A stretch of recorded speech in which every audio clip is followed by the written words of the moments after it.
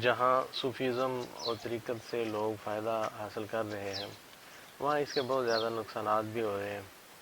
اور یہ نقصانات ہونے کی اصل وجہ یہ ہے کہ کچھ کم ظرف لوگ جو ہے نا جب وہ درس و تدریس کا سلسلہ کریں گے تو پھر اس سے یہ نقصان ہوگا، کیونکہ صوفیزم کا جو خاص کردار ہے نا وہ صرف اور صرف معرفت الہی ہے۔ اب اس میں مختلف قسم کے لوگ جو داخل ہوئے ہیں، اور ان کی وجہ سے صوفیزم جو ہے نا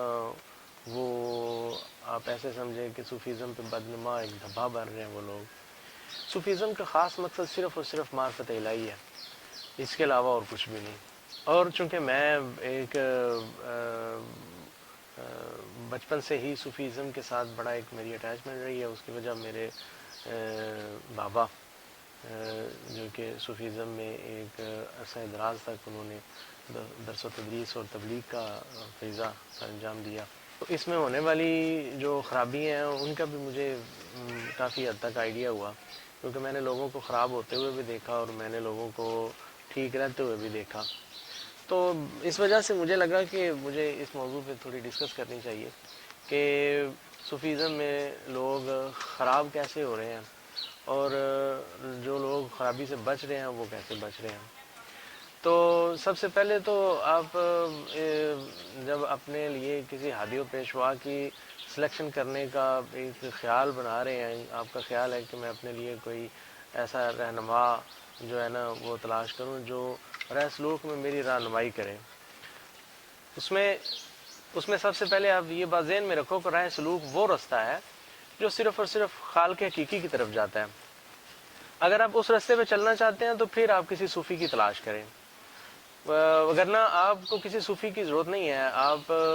اگر کسی دنیا کے معاملے ملجھے ہوئے ہیں، دنیاوی کچھ آپ کے معاملات ہیں، تو آپ کسی عامل کی تلاش کریں، کیونکہ ایسے کاموں کو کرنے کے لیے عامل حضرات بیٹھے ہوئے ہیں۔ اب ہمارے معاشرے میں ایک بڑا مسئلہ بن گیا ہے کہ ہم عامل حضرات کو بھی پیر سمجھ رہے ہوتے ہیں۔ پیر صرف وہ ہوتا ہے جو صرف اور صرف خالق حقیقی کے رستے کی طرف آپ کو گائیڈنس دے۔ اگر وہ کچھ اور بتا رہا ہے تو آپ اس بات پر پورا یقین رکھیں کہ وہ پھر صوفی نہیں ہے، وہ کچھ اور ہے۔ اور ایک اور مسئلہ جو میں چاہتا ہوں کہ میں تھوڑا اس پہ ڈسکس کروں کہ ہمارے معاشرے میں تقریباً 90% لوگ ایسے ہیں جو یہ سمجھتے ہیں کہ شاید ہم کسی صوفی کے پاس جائیں گے، کسی جو سچی والا، جو اصل والا پیر ہے، جو اصل والا صوفی ہے، جو حقیقت سے آشنا ہے، اس کے سامنے ہم جائیں گے تو وہ ایسے ایک نظر ہمیں دیکھیں گے اور بس ہمارا اندر بدل جائے گا۔ تو یہ بات ذہن میں رکھو کہ ایسا نہیں ہوتا۔ اگر ایسے من بدل رہے ہوتے نا تو کریم آقا صلی اللہ علیہ وآلہ وسلم نظروں سے ہی سب کو رنگ چڑھا دیتے۔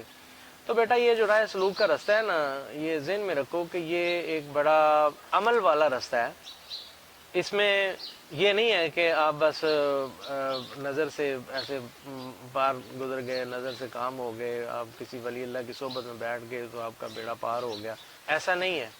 بیٹا۔ یہ بات ذہن میں رکھو کہ یہ جو راہ سلوک ہے یہ ایک کردار کا جہان ہے، یہ عمل کا جہان ہے۔ تو سب سے پہلے تو آپ یہ بات ذہن میں بٹھا کے رکھو کہ آپ نے جب کسی صوفی کے پاس جانا ہے تو آپ نے ان سے کردار لینا ہے،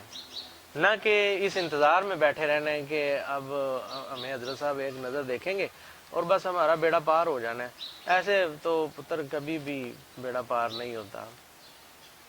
کیونکہ یہ صوفیزم کردار کا جہان ہے، اس میں کردار کے ساتھ چلنا پڑتا ہے، کچھ معاملات ہیں، کچھ کریکٹر ہیں۔ ہاں اس میں یہ ہوتا ہے کہ جب کوئی بندہ راہ سلوک میں چلنا شروع ہوتا ہے تو پھر مختلف کیفیات اور مختلف منازل میں سے گزرتا ہوا وہ خالق کی طرف جو ہے نا متحرک ہوتا ہے، اور مالک کے قرب کی طرف اس کا رستہ جو ہے نا وہ طے ہونا شروع ہو جاتا ہے۔ لیکن اگر کوئی یہ سوچے نا کہ بس نظروں سے ہی اب میرا کام ہو جانا ہے تو یہ اس کی غلط فہمی ہے۔